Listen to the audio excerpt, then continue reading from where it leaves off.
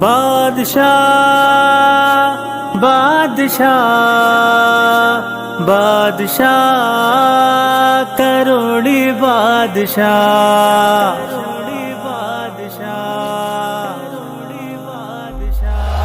حضرت سید شاہ کروڑی بادشاہ سید محمد شاہ کروڑی بادشاہ حضرت سید شاہ کروڑی بادشاہ سید محمد شاہ کروڑی بادشاہ کروڑی بادشاہ کروڑی بادشاہ سبحان اللہ حضرت سید شاہ کروڑی بادشاہ سید آپ کو پھر دریا شاہ کا لقب دیا گیا۔ دریا شاہ کا مطلب یعنی علم کے باہر تھے، علم ظاہر اور علم باطن کے باہر تھے۔ پھر دوسری مشق میں دیکھا جائے تو سید عبداللہ شاہ صاحب رحمۃ اللہ تعالیٰ علیہ جیسی ہستی موجود ہیں، اور یہ بھی کوئی عام ہستی نہیں، یہ وہ ہستی ہیں کہ جن کے دست دوسری حضرت امام خراسانی کیا کرتے ہیں۔ اور پھر اس کے آگے دیکھا جائے تو حضرت شاہ صاحب مبارک رحمۃ اللہ تعالیٰ علیہ جیسی ہستی، یعنی پشت در پشت اللہ نے ان پر مہربانیاں فرمائی ہیں، اس ہستی کی اولاد پر مہربانیاں فرمائی ہیں۔ پھر آگے دیکھنا چاہتے ہو تو سید محمد اسحاق شاہ صاحب رحمۃ اللہ تعالیٰ جیسی ہستیاں دیکھو۔ یہ وہ نوجوان ہے، یہ وہ نوجوان ہے جو دنیا میں، جس نے دنیا کو ترک کر دیا، دنیا میں رہ کر دنیا کو ترک کر دیا۔ ونسلم على رسول الكريم أما بعد فأعوذ بالله من الشيطان الرجيم بسم الله الرحمن الرحيم يا أيها الذين آمنوا لا تقولوا لمن يقتل في سبيل الله أموات بل أحياء ولكن لا تشعرون صدق الله مولانا العظيم وبلغنا رسوله النبي الكريم الأمين إن الله وملائكته يصلون على النبي يا أيها الذين آمنوا صلوا عليه وسلموا تسليما درود پاک صلاة والسلام عليك يا سيدي يا رسول الله وعلى آلك وأصحابك يا سيدي يا حبيب الله۔ پڑھے بھائی صاحب کیوں نہیں پڑھتے؟ صلاة والسلام عليك يا سيدي يا رسول الله وعلى آلك وأصحابك يا اپنا حصہ ڈالو پڑھے، محبت سے پڑھیں کہ میرا دل کریں کہ آپ سے بات کریں۔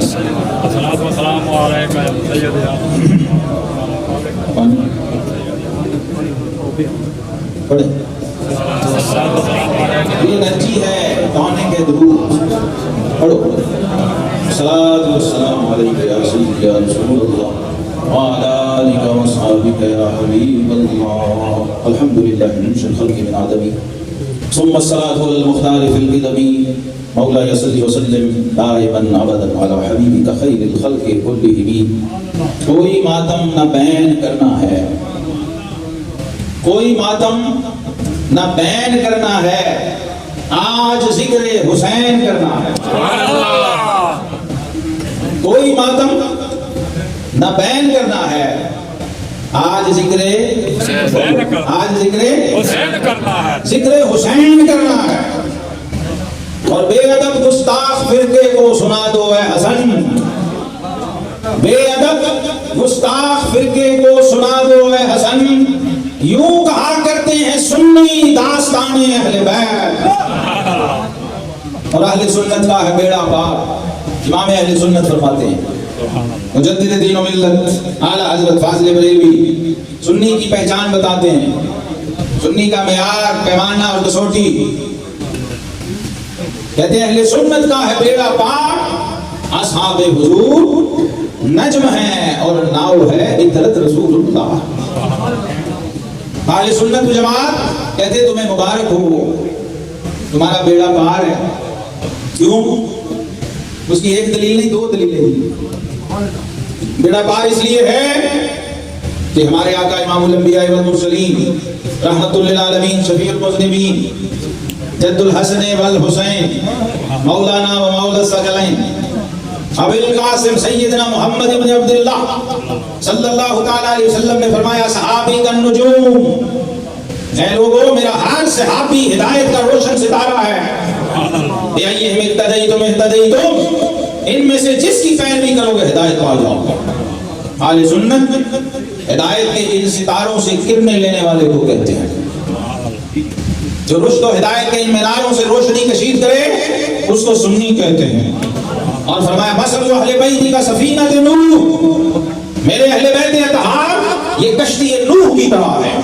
من رکبھا نجا، جو اس کشتی میں سوار ہو گیا وہ پار ہو گیا. من تخلف عنہا ہلکا، اور فرمایا جو اس سفینہ نجات سے محروم رہ گیا وہ ہلاک ہو گیا. الحمدللہ تعالی آج کی اس مجلس میں جو ہستی مسند صدارت کے جلوہ افروز ہیں، یہ وہ گھرانہ ہے، یہ وہ خانوادہ ہے جہاں علم، معرفت، شریعت، طریقت، حقیقت، روحانیت 24 گھنٹے ٹھاٹھے مارتی ہے. شبیہ پیر ارچی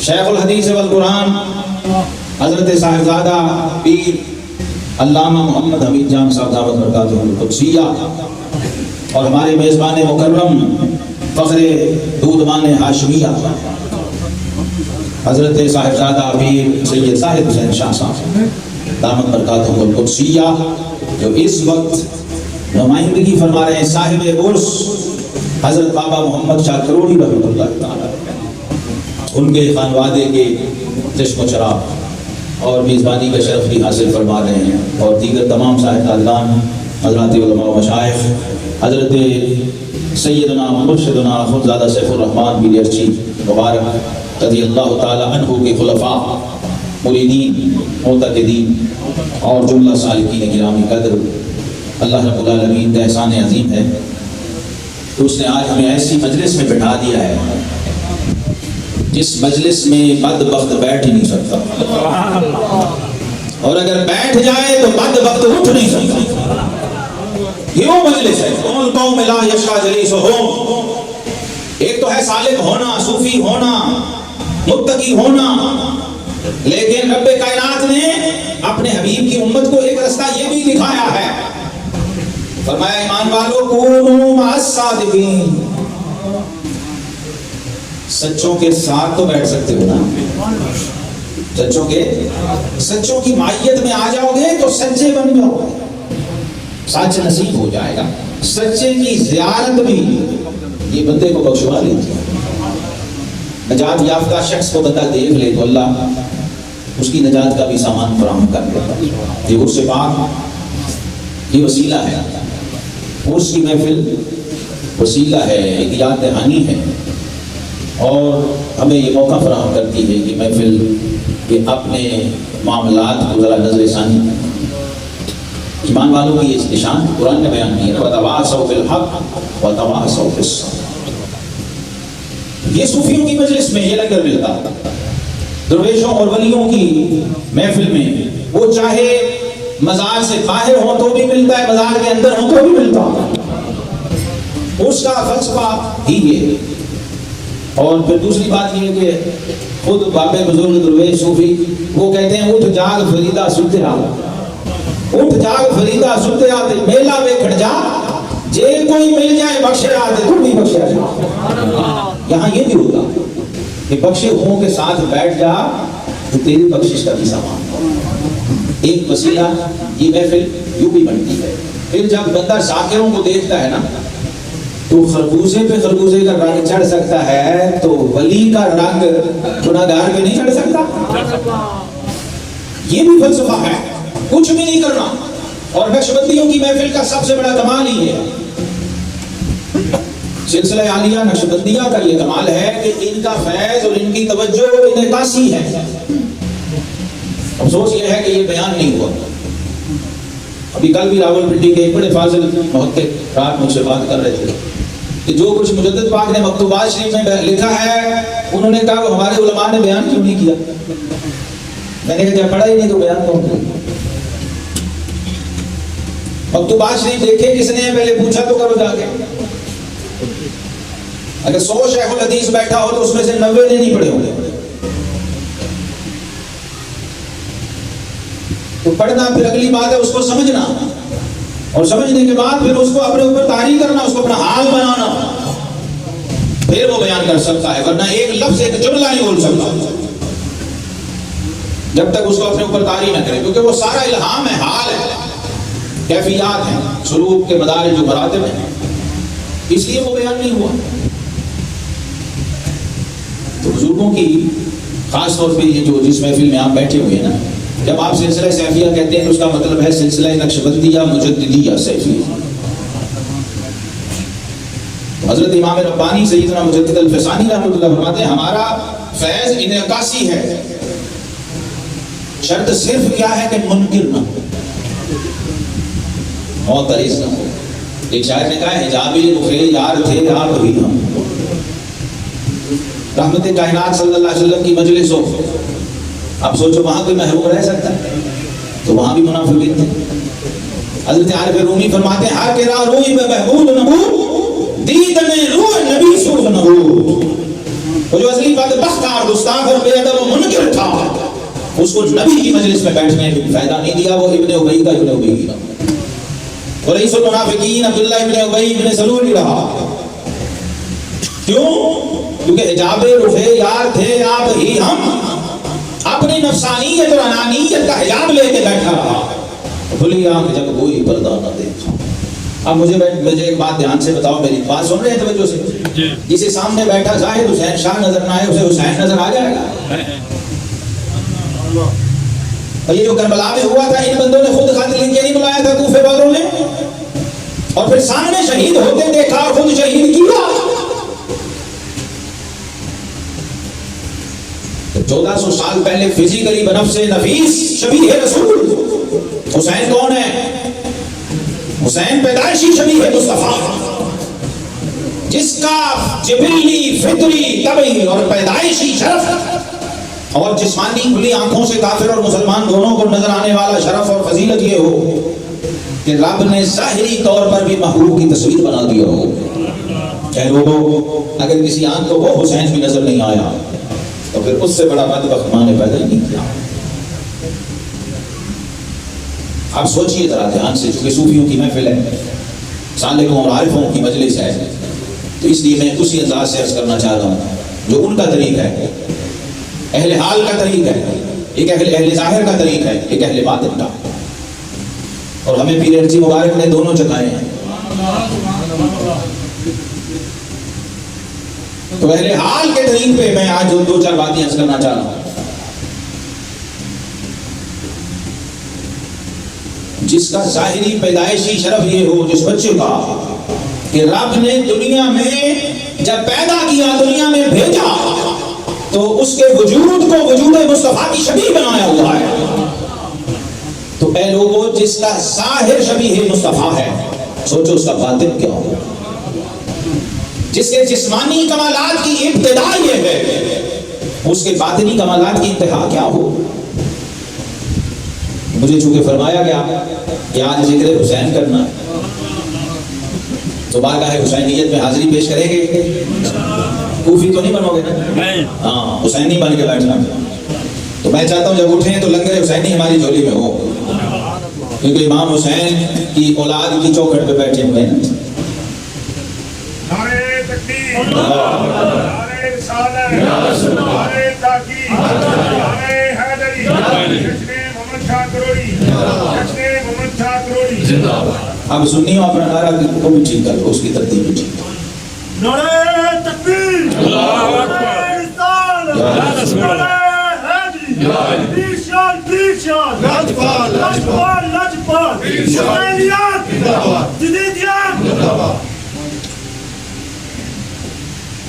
آج سنت کے نعرے کی ترتیب وہ ہے جو اہل بیت نے سکھائی ہے۔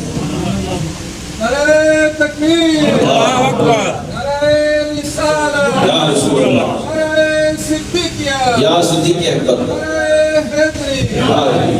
حضرت علی المرتضی شیر خدا، امام عالی مقام، امام حسین، نواز رسول، جگر پوش بطول، الرشید، الزکی، المبارک، الطیب، الصبت، الحسین ابن علی ابن ابی طالب علی جدہ علیہ السلام۔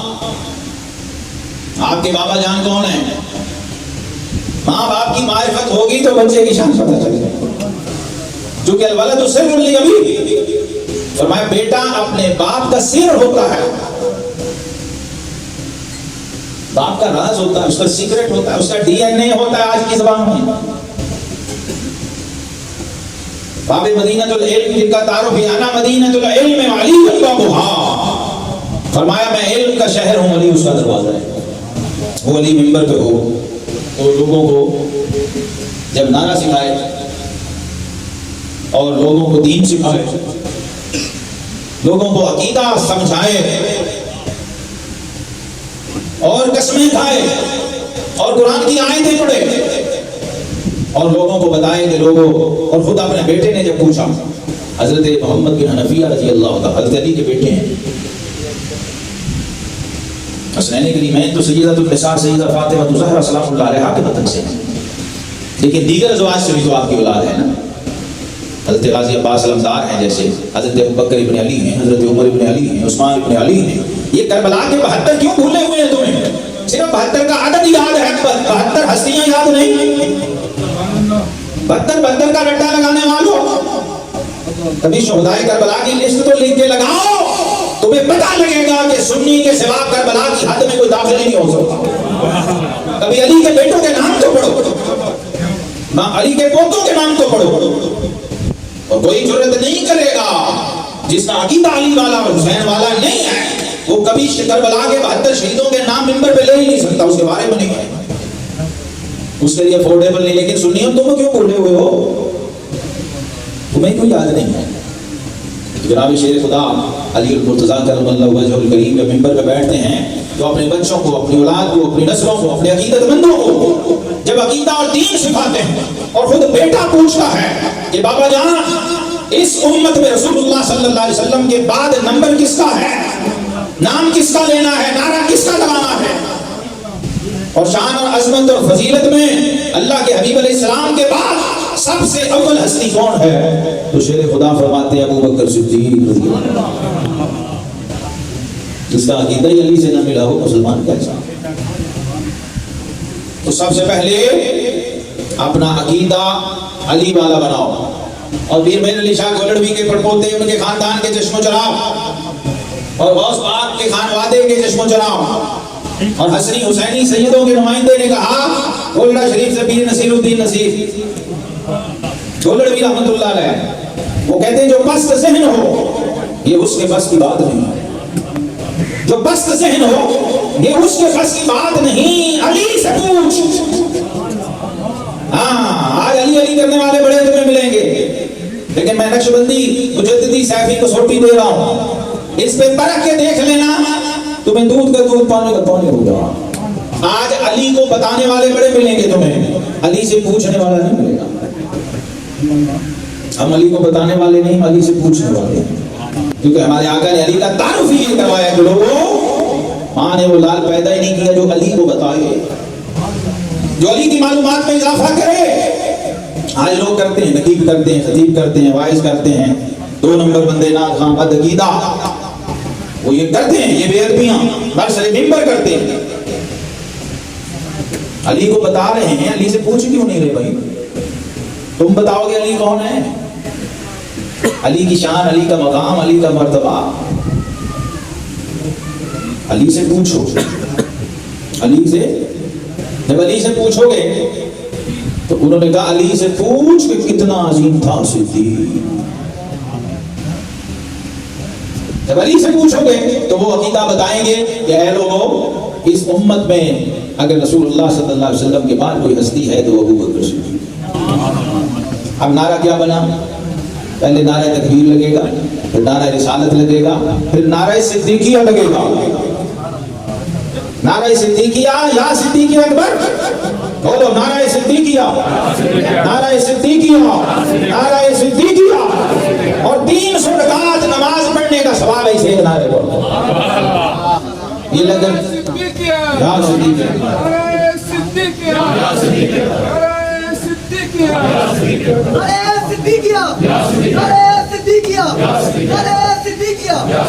یہ بابا محمد شاہ گروڑی رحمۃ اللہ کے عرس کا فیض دیکھو. کتنی دیر لگی نعرہ صدیقیہ میں؟ حضرت سیدنا بشر حافی، غوث پاک، داتا صاحب، مجدد صاحب، خواجہ صاحب، ساری امت کے پیروں کے پیر، آپ فرماتے ہیں جو امیر المومنین خلیفۃ الرسول بلا فصل سیدنا صدیق اکبر کا نام محبت سے لیتا ہے، اللہ اسے 300 رکعت نماز کا ثواب عطا کرتا ہے۔ سبحان اللہ۔ میں کہتا ہوں جس کے نام کی یہ شان ہے تو نام والے کا مقام کیا ہوگا؟ ابھی نام لیا ہے، صرف ذکر کیا، اور ائمہ اہل بیت نے ساری زندگی پہرا دیا اس عقیدے کا جو ان کے جد پاک نے جناب علی المرتضیٰ مولا کائنات نے سکھایا تھا۔ ساری زندگی اس کا پہرا دیا ہے ائمہ اہل بیت اتحاد نے، غوث پاک تک، غوث پاک سے لے کے پیر مہر علی شاہ تک، پیر جماعت علی شاہ تک، سید دیدار علی شاہ تک، حضرت ابو علی شاہ قلندر تک، اور ہمارے لاہور کے داتا علی تک۔ علی کے ہر بیٹے نے پہرا دیا اپنے باپ کے عقیدے کا، شیر خدا نے منبر پہ سکھایا تھا۔ حضرت سیدنا امام جعفر صادق رضی اللہ تعالیٰ، شیعہ سنی دونوں کتابوں میں یہ قول موجود ہے، لیکن افسوس جو اپنے امام سے ڈنڈی مار جائے اس کا کیا جواب ہے؟ دعویٰ بھی کرے اور ڈنڈی بھی مارے۔ اور ہمارے تو وہ ڈبل امام ہیں، جو نقشبندی ہیں وہ جعفری ہیں۔ اور شجرہ یاد ہے سیکھیوں کے نہیں؟ کس کو یاد ہے؟ بتاؤ، ہاتھ کھڑا کرو۔ امام جعفر صادق کون ہے؟ یہ ہمارے نقشبندیوں کا شجراج ہے، ابو الحسن شاذلی سے، بایزید بستامی سے اوپر حضرت امام جعفر صادق سے ہو کے امام قاسم بن محمد بن ابی بکر سے سیدنا سلمان فارسی اور صدیق اکبر رضی اللہ عنہ۔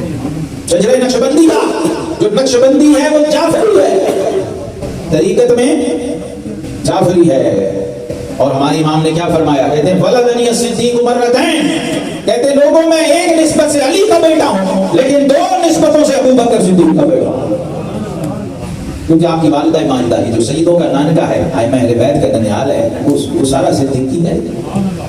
لیکن یہ بتائے گا تمہیں کوئی نہیں، 1 نمبر بتائے گا 2 نمبر نہیں بتا سکتا۔ بلکہ یہ قول تو ایسا ہے، میں کہتا ہوں ہر سنی مسجد، ہر خانقاہ، آستانے اور مدرسے میں یہ لکھ کے جلی حروف میں لگنا چاہیے۔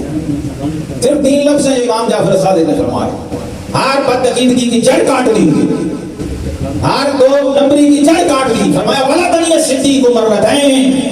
جب کوفے والے آگے بات کرتے صحابہ کے خلاف اور اہل بیت کی محبت کو آڑ بناتے تو ائمہ اہل بیت ان کے پردے چاک کر دیتے تھے۔ انہوں نے کہا ولدنی الصدیق مرتین، اے لوگوں ابو بکر صدیق 2 نسبتوں سے میرے جد ہیں۔ آپ کی والدہ سیدہ ام فروا بنت قاسم بن محمد بن ابی بکر ہیں۔ امام جعفر صادق کی والدہ کا نام بھی کبھی کوئی نہیں لے گا، 2 نمبر کبھی نہیں لے گا، کیونکہ وہ صدیق اکبر کی پڑپوتی ہیں۔ اور آپ کی نانی جان سیدہ اسماء بنت عبد الرحمن ابن ابی بکر صدیق اکبر کی پوتی ہیں۔ تو کہتے ہیں لوگوں میں 2 نسبتوں سے صدیقی ہوں۔ تو چلو اور کوئی مانے نہ مانے، سیدوں کو تو ماننا چاہیے نا، ان کے تو گھر کا معاملہ ہے، ان کے ننیال کا معاملہ ہے، اور نسب کا معاملہ ہے، اور ماں کا معاملہ ہے۔ پہلے 3 حق ماں کے ہوتے ہیں شریعت میں، پتہ ہے کہ نہیں؟ ہاں، پہلے 3 حق ماں کے، 4تھے نمبر پہ باپ ہے۔ تو یہاں پر امام اہل بیت نے اعلان کر کے بتایا کہ روحانی نسبت تو ہماری ہے ہی ہے، ہمارا نسبی تعلق بھی ہے۔ یہ چونکہ ائمہ اہل بیت کو وراثت میں ملا تھا، اور سیدنا علی المرتضیٰ شیر خدا نے ممبروں پہ قسمیں کھا کھا کے یہ عقیدہ اپنے ماننے والوں کو سمجھایا تھا۔ تو امام علی مقام امام حسین رضی اللہ تعالیٰ عنہ یہ اس عقیدے کا پرچم لے کے میدان میں نکلے تھے، اپنے نانا کی تربیت کا فیض، آغوش نبوت کا فیض، سیدۃ النساء الجنہ کا فیض۔ اس لیے میں نے عرض کیا کہ باپ اور ماں کا تعارف ضروری ہے۔ حضرت علی المرتضیٰ شیر خدا امام علی مقام کے والد ہیں، ان کا تعارف طریق عرفاء میں عرض کرنے لگا ہوں۔ حضرت علی کا تعارف علامہ اقبال فرماتے ہیں اللہ اللہ بائے بسم اللہ بدر، کہتے ہیں لوگوں جس کا باپ بسم اللہ کی با کا نقطہ ہو تو پھر بیٹا حسین نہ ہو تو کیا؟ اللہ اللہ بائے بسم اللہ بدر مانائے صبح عظیم آمد بسر، کہتے ہیں جب باپ بسم اللہ کی با کا نقطہ ہو تو پھر بیٹا وہ فدی نہ ہو بسم عظیم کی تفسیر ہوتا۔ یہ قرآن ہے، اور صاحب قرآن جد الحسن والحسین ہمارے آقا کریم علیہ السلام نے تعارف ہی اہل بیت کا یہ کروایا. فرمایا انی ترکت فیکم الثقلین کتاب اللہ و عطر. اہل بیت کا اور قرآن کا اکٹھے ذکر کیا ہے. کیوں کیا ہے؟ اور فرمایا ان کے ساتھ اگر جڑے رہے لن تضلوا من بعدی، فرمایا کبھی میرے بعد گمراہ نہیں ہوگے، کبھی گمراہ نہیں ہوگے اگر قرآن کے ساتھ اور میرے اہل بیت میری طرف کے ساتھ جڑے رہو. اور فرمایا یہ اتنے ساتھ رہیں گے، اور یہ بھی حدیث کے الفاظ ہیں ساتھ. فرمایا احدہما اعظم من آخر، ان میں سے ایک دوسرے سے افضل ہے، اعظم ہے، بلند ہے. اور وہ کیا ہے؟ کتاب اللہ حبل ممدود من السماء، اللہ کی کتاب قرآن جو آسمان سے لٹکتی ہوئی رسی ہے. اور دوسرے عطرتی اہل بیت، میری عطرت میرے اہل بیت. اور یہ اتنے ساتھ ہیں فرمایا کہ لن یفترق حتی یرد علی الحوض، یہ کبھی جدا نہیں ہوں گے یہاں تک کہ حوض کوثر پہ بھی اکٹھے میرے پاس آؤں. تو قرآن کو اہل بیت سے جدا اور اہل بیت کو قرآن سے جدا کر کے دیکھو گے تو دونوں سمجھ نہیں آتے. اس لیے اقبال کی نگاہ دیکھیں کہاں گئی ہے. جناب سیدنا علی المرتضیٰ، ان کا تعلق بالقرآن دیکھو کیسا ہے اہل بیت کا. اور کربلا میں اترنے کے لیے یہ تیاری ہوتی ہے. امام علی مقام امام حسین نے کربلا میں اتر کے جو قربانی پیش کی ہے، بس اس کی تیاری کی میں ایک دو جھلکیاں پیش کر کے اپنی بات ختم کرتا ہوں، تاکہ آپ جب آج اٹھیں یہاں سے تو کربلا کا لنگر لے کے پتا ہو.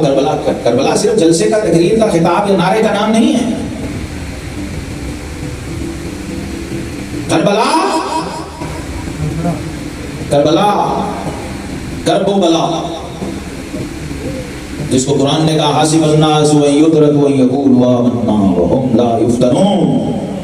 رب کائنات نے فرمایا کیا یہ لوگ سمجھتے ہیں کہ ہم اتنا کہنے میں چھوٹ جائیں گے آمنا، ہم مسلمان ہیں، ہم ایمان لائے ہیں، صرف کلمہ پڑھ لینے سے چھوٹ جائیں گے یا اتنا کہہ دینے سے چھوٹ جائیں گے؟ وهم لا یفتنون، یہ آزمائش کی بھٹی میں نہیں ڈالے جائیں گے. تو آزمائش شرط ہے ایمان میں. اور صحابہ کرام نے جب پوچھا کہ یا رسول اللہ صلی اللہ علیہ وسلم راہ خدا میں سب سے بڑھ کے کس کو اذیت دی گئی، تو آقا کریم علیہ السلام نے فرمایا اللہ کی راہ میں سب سے بڑھ کے جو تکلیف اور اذیت اٹھاتے ہیں وہ انبیاء ہیں، اور انبیاء میں سب سے بڑھ کے میں نے تکلیف اٹھائی اور اذیت اٹھائی. اور پھر میں ثم الامثل فالامثل، پھر جو جتنا ان کے قریب ہے، جو جتنا ان کے قریب ہوگا اتنی بڑی آزمائش میں ڈالا جائے گا. اور یبتلی الرجل علی حسب دینہ او کما قال صلی اللہ علیہ وسلم، فرمایا ہر بندہ اپنے ایمان کے مطابق آزمایا جاتا ہے. جس درجے کا اعلیٰ ایمان ہوگا اسی درجے کی بڑی کربلا ہوگی، آزمائش و امتحان. اور پھر جتنی بڑی کربلا ہوگی اتنی بڑی تیاری ہوگی.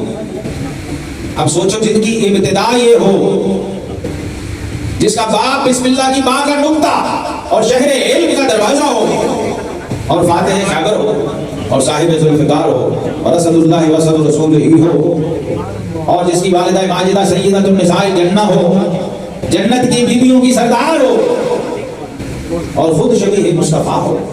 حضرت ام المومنین عائشہ صدیقہ رضی اللہ عنہا فرماتی ہیں میں نے کسی کو اس طرح چلتے ہوئے آقا کریم علیہ السلام کی چال کے مشابہ چلتے ہوئے بھی کسی کو حضور علیہ السلام کی طرح ایسا اور اتنا نہیں دیکھا جتنا سیدہ فاطمہ الزہرا، جن کے چلنے کا انداز بھی اپنے بابا جان جیسا. تو پھر اس سیدۃ النساء الجنہ کے دونوں جوان شہزادے، فرمایا سیدہ شباب اہل الجنہ، الحسن والحسین سیدہ شباب اہل. حسن اور حسین یہ جنت کے جوانوں کے سردار ہیں.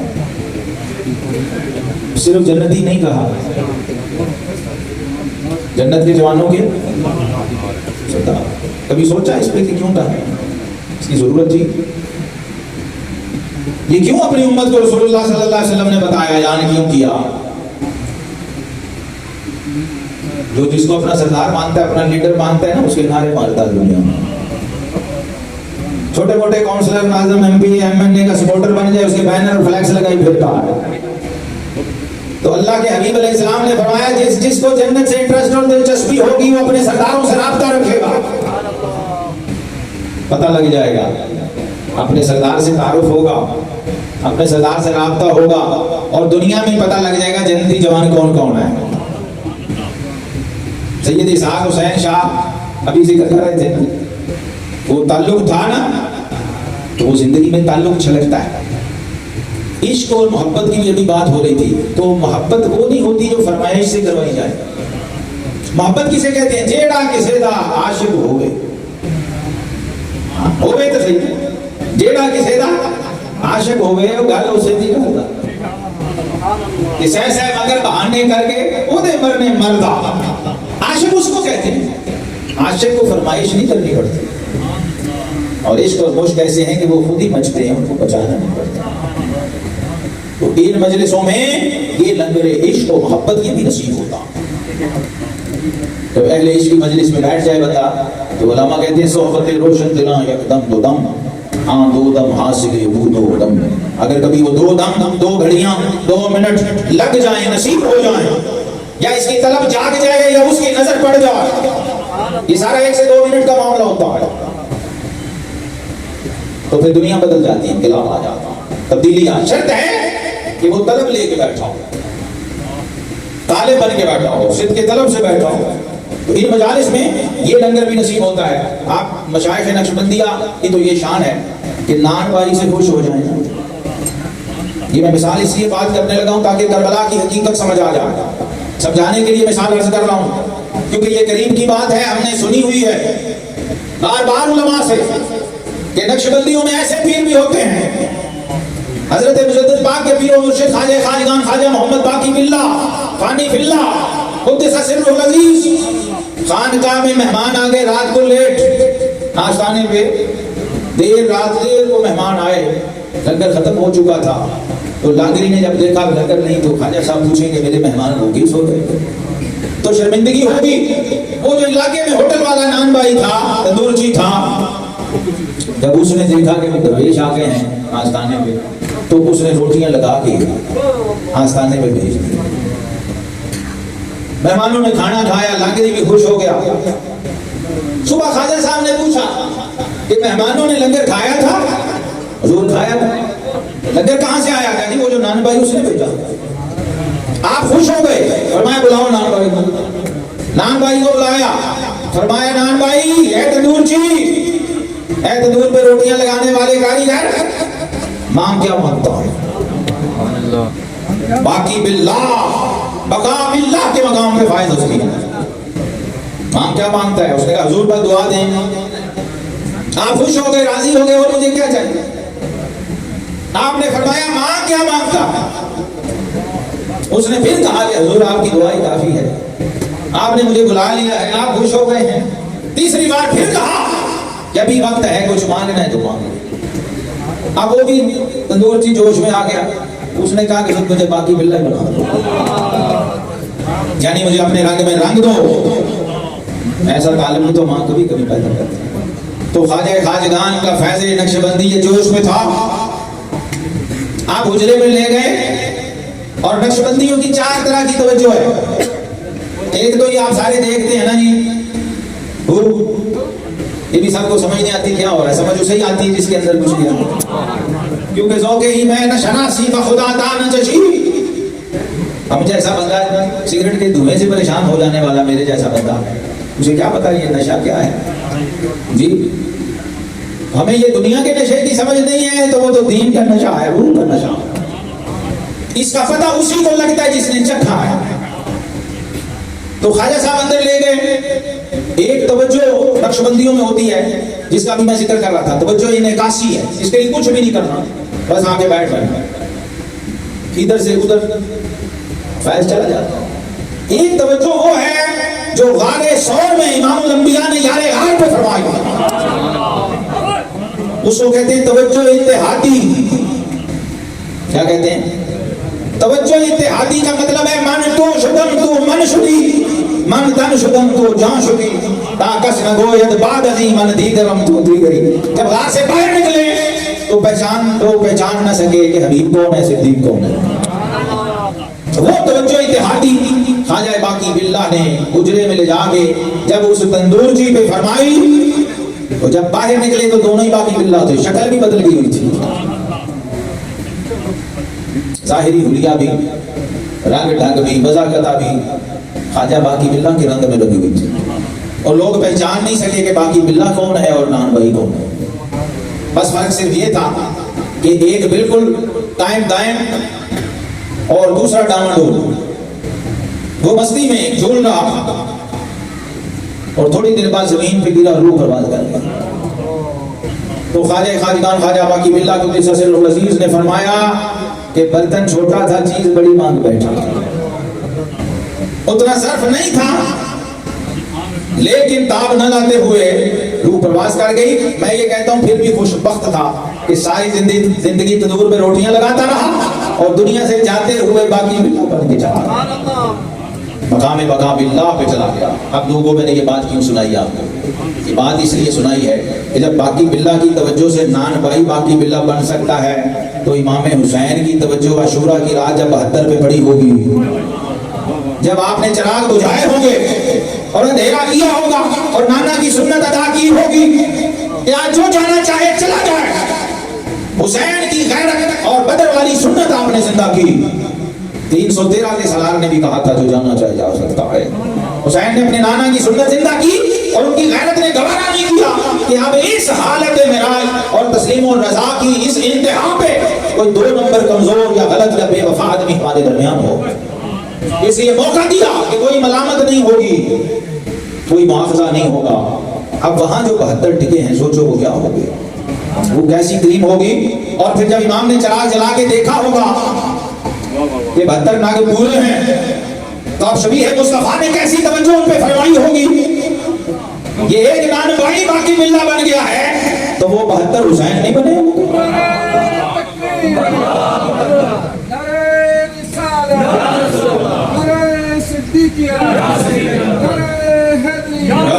یہ علی کا بیٹا تھا اور نواز رسول تھا، لیکن اس نظر سے صوفی کی نظر سے حسین کو دیکھا کس نے؟ داتا صاحب نے دیکھا ہے، غوث پاک نے دیکھا ہے۔ لوگ مولوی کی نظر سے، واعظ کی، خطیب کی، ذاکر کی، عقیدت مند کی نظر سے حسین کو دیکھتے ہیں۔ حسین کو اصل میں دیکھنا ہے تو غوث پاک کی نگاہ حسنی حسینی نگاہ لاؤ، تمہیں حسین نظر آئے۔ امام علی مقام امام حسین تو ولایت کا منبع ہے اس امت میں۔ حضرت امام ربانی مجدد الفسانی فاروقی ہیں، فاروق اعظم کے شہزادے، لیکن مقام کو مشاہدہ کر کے بیان کیا ہے۔ کہتے ہیں اس امت میں قیامت تک ولایت کا فیض شہنشاہ ولایت شیر خدا علی المرتضیٰ بانٹتے ہیں، اور پچھلی امت کے ولیوں میں بھی بانٹتے تھے۔ اس دنیا میں آنے سے پہلے بھی ولایت کا فیض پچھلی امت کے بھی جس ولی کو ملا ہے تو علی سے ملا ہے۔ اور اس میں فرمایا سیدہ فاطمہ الزہرا سلام اللہ علیہا اور حسنین کریمین آپ کے ساتھ شامل ہیں اور قاسم فیضان ہیں۔ یہ ولایت کے دائرے کا لنگر بانٹنے والی ہستیاں ہیں، یعنی منبع فیض ولایت ہیں۔ خود کیا ہوں گے اور کس کیسا رنگ چڑھایا ہوگا کہ 6 ماہ کا علی اصغر بھی حسین ہی لگ رہا ہے جی، کیسا رنگ چڑھا ہوگا۔ شگفتہ گلشن زہرا کا ہر گلے تر ہے، شگفتہ گلشن زہرا کا ہر گلے تر ہے، کسی میں رنگ علی اور کسی میں بو رسول۔ وہ سارے ہی رنگ علی اور بو رسول میں ایسے رنگے ہوئے تھے کہ یزیدی لشکر ان کی بے سر و سامانی کے باوجود کانپ رہا تھا، لرز رہا تھا اور گھبرایا ہوا۔ یہ کرامت نہیں تھی، یہ ہیبت نہیں تھی، یہ جلالت نہیں تھی، یہ استقامت، تسلیم اور صبر و رضا کا درس تھا۔ امام علی مقام نے کربلا کے اندر پیش کیا، اور کربلا میں ایک ایسا مدرسہ کھولا ہے، میں بات سمجھنے لگا۔ ہاں، جو زبانی کلامی حسینی ہے وہ بیٹھا رہے گا، گالی رہے۔ حسین قول کا نہیں فعل کا نام ہے، حسین قال کا نہیں حسین حال کا نام ہے، حسین کہنے کا نہیں کرنے کا نام ہے۔ اور سب سے مشکل نعرہ اس امت میں کوئی اگر ہے تو وہ نعرہ حسین ہے۔ امام حسین نے اتمام حجت کر کے دکھایا ہے۔ جب دیکھا کہ میرے نانا کی شریعت اور دین پر حملہ ہو رہا ہے اور دین خطرے میں ہے اور دین کو بدلا جا رہا ہے، دین کی اساس کو چھیڑنے کی کوشش ہو رہی ہے، حق اور باطل کو مکس اپ کیا جا رہا ہے، حلال اور حرام کی تمیز اٹھائی جا رہی ہے، جائز اور ناجائز کا فرق مٹ رہا ہے، حق اور باطل اس میں فرق کرنے والا کوئی نہیں. تو امام علی مقام امام حسین نے مدینہ چھوڑا ہے. ہم مدینے جاتے ہیں، حسین نے مدینہ چھوڑا ہے. یہ چھوٹا سا میسج تھا کہ جب مدینے کا مشن خطرے میں ہو پھر مدینے جایا نہیں جاتا، پھر مدینہ چھوڑ کے کربلا کی طرف سفر کیا جاتا. حسین نے پہلے مدینہ چھوڑا، پھر مکہ چھوڑا، عین حج کے موقع پہ چھوڑا. پتا تھا کہ اساس دین خطرے میں، ظاہر و صورت دین قائم ہو اور حقیقت دین خطرے میں ہو تو اسے بچانے کے لیے کوئی حسین چاہیے ہوتا ہے، اور اللہ اس کی قیمت مانگتا ہے. اللہ اس کی قیمت مانگتا ہے. اس لیے جسے سمجھ آئی اس نے کہا سردار ندا دست در دست یزید حقا کے بنائے لا الہ. یہ بنائے لا الہ بننے کے لیے لا الہ پہ قربان ہونا پڑتا ہے. یہاں لوگوں نے اس کا الٹ معنی بنایا ہوا ہے. حسین قرآن کے تحفظ کے لیے نکلے ہیں، شریعت کے تحفظ کے لیے نکلے ہیں، کلمہ طیبہ کے دفاع کے لیے نکلے ہیں، اور اس پہ قربان ہو کے دکھایا ہے کہ جس پر اللہ حسین قربان ہو جائیں وہ دین مصطفیٰ ہوگا. شریعت مصطفیٰ کی یہ شان ہوتی ہے. حسین بنتا ہی تب ہے، حسین بنتا ہی تب ہے جب کربلا سے گزر جائے. واقعہ کریم علیہ السلام نے آپ کو تیار کیا تھا. اور یہ بھی لوگوں کو غلط فہمی ہے کہ جس کو دھوکے سے کوفے وہ دھوکے باز ہو گئے، فریبی ہو گئے، مکار ہو گئے، بیعت سے دعوے سے پھر گئے. لیکن حسین دھوکے میں نہیں تھا. کیوں؟ کیونکہ حسین کے نانا بچپن میں فرما چکے تھے کہ میرے نواسے نے جام شہادت نوش کرنا. ام المومنین کو وہ شیشی عطا فرما چکے تھے کہ ام سلمہ جب یہ مٹی خون بن جائے تو سمجھنا میرا نواسا کربلا میں شہید ہو گیا. حضرت امام علی مقام کہاں وہ نانا کی لوریاں، لواب نبوت کی بھٹیاں، کہاں حضور علیہ السلام کی اذانیں اور ممبر سے خطبے چھوڑنا اور سجدے لمبے کرنا. ایک طرف یہ شفقت اور دوسری طرف تربیت کیا تھی. حسین صرف شفقت مصطفیٰ نہیں ہے، حسین تربیت مصطفیٰ. اس کی بھی ایک جھلک دیکھ لو جس سے ہمارا ممبر محروم ہے، جس کی آج اصل ضرورت ہے. بیت المال کی کھجوروں کا ڈھیر مسجد نبوی میں لگا ہے، سرکاری خزانہ جسے آج لوگ شیر مادر سمجھتے ہیں، اپنا رائٹ سمجھتا ہے آج کا حکمران، اور اس کا سپورٹر اور پیروکار اس کی ہار بدکاری کا وکیل بن کے کھڑا ہو جاتا، اس کی ہار کرپشن کا وکیل، اور نام لیتا ہے امام حسین کا. آج لوگ ہیں رات کو حسین کا جلسہ اور دن یزید والا گزارتے ہیں. امام حسین کی تربیت کیا تھی؟ بس آخری بات سن لیں، یہی روح کربلا. دودھ پیتا بچہ شریعت میں ویسے ہی مرفوع قلم ہے، یہ بھی یاد رہے. اور وہ بھی نواسہ رسول اور جگر گوشہ بطور اور جنت کے جوانوں کا سردار، جو کربلا میں کسی جنت کی خواہش میں نہیں گیا تھا. جو پیدائشی جنتی جوانوں کا سردار ہو وہ کربلا میں جنت کے لیے اترے گا اور مدینہ جنت کے لیے چھوڑے گا.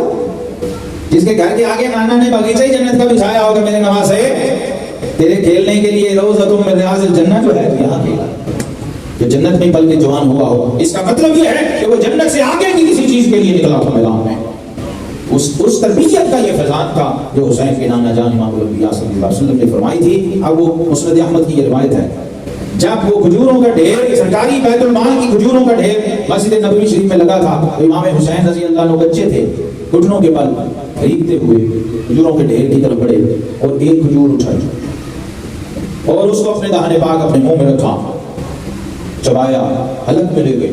امام علی مقام کو جب یہ اس حالت میں دیکھا، آقا کریم علیہ السلام نے اپنے نواسے کو فوراً پکڑا، اپنی گود میں لٹایا اور اپنی گشت نبوت کو ٹیڑھا کر کے وہ چبایا ہوا چھہارا حسین کے حلق سے باہر نکال کے پھینکا اور فرمایا حسین ھذا اوصاف الناس. حسین سیدوں کے لیے اسی لیے تو زکات سے منع کر.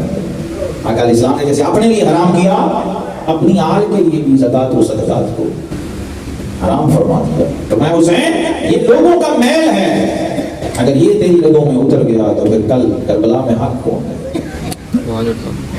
تو جب تک تربیت یہ والی نہ ہو، لطمہ پاک نہ ہو، اس وقت تک کربلا کا حق ادا نہیں ہوتا. تو امام علی مقام کی اس تربیت کا یہ فیضان تھا کہ آپ نے جس وقت دیکھا کہ شریعت مطہرہ کی خلاف ورزیاں ہو رہی ہیں اور حاکم وقت یزید وقت خود باطل کا نمائندہ بنا ہوا ہے، اور باطل کے تحفظ اور دفاع کے لیے اپنے اقتدار کو استعمال کروایا، تو امام عالی مقام نے پھر اسی شان کی قربانی پیش کی اور میدان کربلا کے اندر پہنچے، مدینہ چھوڑا ہے۔ اس میں بھی ایک پیغام تھا اور امت کے آنے والے ہر مذہبی لیڈر اور پیشوا کے لیے اتمام حجت تھا کہ جب میرے نانا کا دین خطرے میں ہو اور اس کی اساس اور اس کی جڑوں کو ہلانے کی کوشش کی جا رہی ہو تو پھر گدیوں پہ نہ بیٹھنا، اپنے آستانوں پہ نہ بیٹھنا، پھر کیا کرنا؟ نکل کر خانقاہوں سے ادا کر رسم شبیری، کہ رسم خانقاہی ہے فقط اندوہ دلگیری۔ اور یہ پھر کیا جتنے حسینی تھے امت میں، آپ ان کی تاریخ اٹھا کے دیکھ لیجئے، امام اعظم ابو حنیفہ سے لے کے امام ربانی مجدد الفسانی اور پھر ان سے لے کے امام خراسانی تک، ہر دور میں جو بھی حسینی تھا اس نے کلمہ حق کہا۔ تو میرے عزیزوں، آخری میرا جملہ یہ ہے کہ جو حسینی ہے وہ یہ یاد رکھے کہ امام حسین نے اپنے نانا کے ہر امتی کے سینے میں کربلا گاڑ دیا۔ اب جو شخص جھوٹ کے ساتھ کھڑا ہے، حرام کے ساتھ کھڑا ہے، رشوت اور ناجائز اور کرپشن کے ساتھ کھڑا ہے، وہ حسینی نہیں، وہ یزیدی ہے۔ اور جو حق اور باطل کا فرق جانتا ہے اور سچ کے لیے قربانی دے سکتا ہے، وہ سچا حسین ہے۔ امام عالی مقام نے یہ قربانی اس لیے دی تھی۔ اللہ رب العزت ہمیں اس حسینی لنگر سے فیضیاب فرمائے۔ کروڑی بادشاہ حضرت سید شاہ، کروڑی بادشاہ سید محمد شاہ، کروڑی بادشاہ، کروڑی بادشاہ، کروڑی بادشاہ، سبحان اللہ حضرت سید شاہ، کروڑی بادشاہ سید محمد شاہ، کروڑی بادشاہ حضرت سید شاہ، کروڑی بادشاہ سید محمد شاہ۔